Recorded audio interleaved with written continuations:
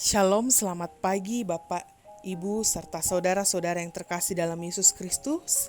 Kembali lagi kita berjumpa di dalam Renungan Harian Toraya edisi Senin 20 Februari 2023. Bapak, Ibu, serta saudara-saudara yang terkasih dalam Yesus Kristus, sebelum kita memulai hari ini, kita akan membaca dan merenungkan firman Tuhan, dan kita akan meminta pertolongan kepada Tuhan. Kita berdoa. Tuhan Allah Bapa kami dalam kerajaan sorga, kami mengucap syukur untuk setiap kasih setia Tuhan yang Tuhan terus nyatakan di dalam kehidupan kami. Terima kasih Tuhan, Tuhan sudah melindungi kami sepanjang malam, dan bahkan Tuhan masih memberikan anugerah-Mu sehingga kami boleh merasakan hari yang baru ini. Dan pada pagi hari ini Tuhan, untuk memulai hari kami akan membaca dan merenungkan firman-Mu. Kiranya Tuhan memberkati kami, penuhi kami dengan kuasa Roh Kudus-Mu Tuhan, sehingga kami boleh mengerti akan firman-Mu ini dan boleh kami jadikan pedoman di dalam setiap langkah kehidupan kami. Inilah doa kami yang kami bawa ke dalam nama anak-Mu Yesus Kristus. Amin.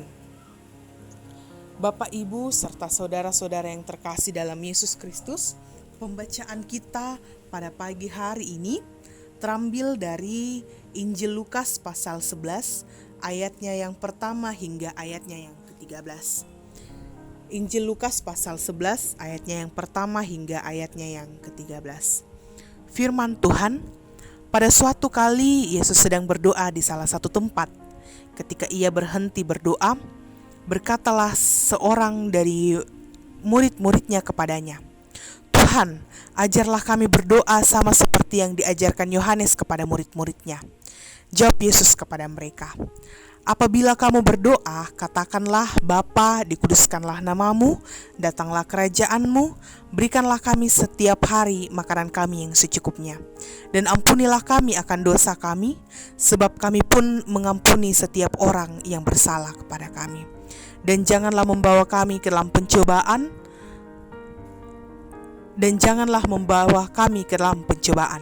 Lalu katanya kepada mereka, "Jika seorang di antara kamu pada tengah malam pergi ke rumah seorang sahabatnya dan berkata kepadanya, 'Saudara, pinjamkanlah kepadaku 3 roti, sebab seorang sahabatku yang sedang berada dalam perjalanan singgah ke rumahku dan aku tidak mempunyai apa-apa untuk dihidangkan kepadanya.'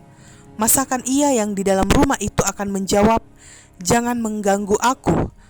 Pintu sudah tertutup dan aku serta anak-anakku sudah tidur. Aku tidak dapat bangun dan memberikannya kepada saudara.' Aku berkata kepadamu, sekalipun ia tidak mau bangun dan memberikannya kepadanya karena orang itu adalah sahabatnya, namun karena sikapnya yang tidak malu itu, ia akan bangun juga dan memberikan kepadanya apa yang diperlukannya. Oleh karena itu aku berkata kepadamu, mintalah, maka akan diberikan kepadamu, carilah, maka kamu akan mendapat, ketoklah, maka pintu akan dibukakan bagimu.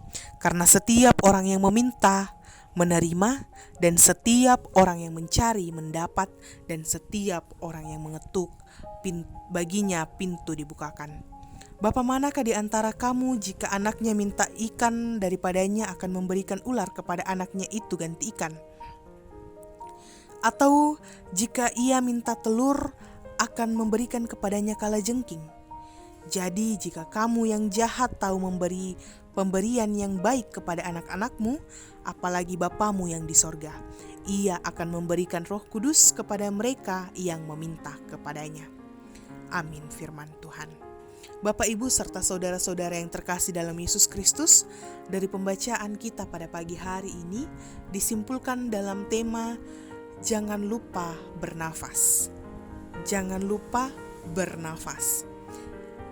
Saudara-saudara yang terkasih, Martin Luther pernah berkata seperti ini, menjadi orang Kristen tanpa berdoa sama dengan hidup tanpa bernafas. Ibaratnya jika seseorang tidak berdoa, maka orang tersebut sama saja tidak bernafas atau dia sudah mati. Artinya bahwa dia mati hubungan dengan Tuhan. Sedangkan hal yang utama di dalam kehidupan kita sebagai orang Kristen adalah berbicara kepada Allah dan memberikan kesempatan untuk Allah berbicara kepada kita. Seperti yang dikatakan oleh Martin Luther, kita harus berdoa karena setiap kebutuhan dan keinginan di dalam hidup kita tidak akan dapat kita capai tanpa doa. Dan hal inilah yang dilihat oleh murid Yesus. Murid Yesus melihat bahwa doa mempunyai tempat yang besar di dalam kehidupan Yesus. Bagaimana Yesus hidup dan bekerja dengan kekuatan doa dan pergaulannya dengan Allah. Sehingga murid memohon agar diajarkan berdoa seperti yang diajarkan Yohanes kepada muridnya. Dan Yesus merespon permintaan murid-muridnya dengan mengajarkan doa Bapa Kami. Doa yang diawali dengan pengakuan atau pujian kepada Bapa, kemudian diikuti dengan permohonan lalu pengakuan dosa. Namun pada kenyataannya saudara-saudara, doa sering hanya dipahami sebagai sarana untuk menyampaikan daftar pergumulan dan keinginan tanpa pujian. Ungkapan pujian dan syukur dalam doa sebenarnya menunjukkan kesadaran akan apa yang Tuhan telah kerjakan dan apa yang Tuhan telah perbuat bagi umat yang dikasihinya. Jelas di dalam pembacaan kita saudara-saudara, seperti seorang bapa berusaha memberikan yang terbaik untuk anaknya, demikian pula dengan Allah, Bapa kita, tentu juga akan memberikan yang terbaik bagi anak-anaknya. Sangat jelas di dalam pembacaan kita saudara-saudara. Ketika dengan penuh kesungguhan dan penuh kepercayaan kepada Tuhan kita meminta, kita akan diberi. Kita mencari, kita akan mendapat, dan kita mengetok, maka pintu akan dibukakan bagi kita. Oleh karena itu, Bapak, Ibu, serta saudara-saudara yang terkasih dalam Yesus Kristus, mari kita membangun hubungan yang intim dengan Dia, Sang Pemberi nafas hidup kita. Dan mari kita jangan lupa untuk bernafas. Amin. Mari kita satu dalam doa syafaat, kita berdoa. Bapa kami dalam kerajaan sorga, Bapa Sang Pemilik kehidupan kami mengucap syukur untuk setiap berkat-berkat Tuhan yang boleh kami rasakan di dalam kehidupan kami. Terlebih pada pagi hari ini Tuhan, kami boleh diperkenankan untuk mendengarkan dan merenungkan firman-Mu. Biarlah Tuhan firman-Mu ini boleh menjadi pedoman untuk kami melewati hari-hari kami. Tuhan, pada saat ini kami datang berdoa untuk setiap anggota jemaat-Mu yang akan memulai aktivitas dan pekerjaannya. Kiranya Tuhan memberkati mereka, berikan kesehatan Tuhan, berikan kekuatan sehingga boleh dilancarkan dalam melakukan setiap aktivitasnya. Dan biarlah mereka boleh terus mengandalkan Tuhan di dalam kehidupannya. Pun bagi anak-anak-Mu yang masih berada di bangku pendidikan, Tuhan kiranya memberkati mereka, berikan hikmat Tuhan, berikan ketekunan dalam menuntut ilmu, sehingga boleh menuntut ilmu dengan baik dan kelak boleh menggapai cita-citanya, dan itu semua untuk kemuliaan nama Tuhan.